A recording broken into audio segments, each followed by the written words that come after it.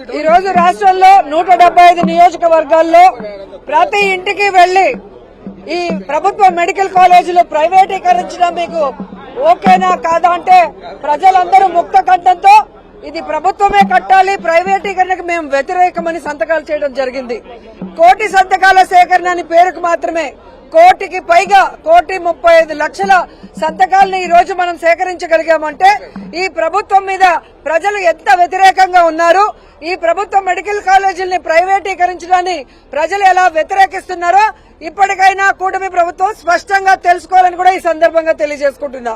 ఈ రాష్ట్రాన్ని 17 మంది ముఖ్యమంత్రులు పరిపాలిస్తే ఎవరూ చేయనటువంటి విధంగా జగన్మోహన్ రెడ్డి గారు 17 మెడికల్ కాలేజీలకి శ్రీకారం చుట్టాడు.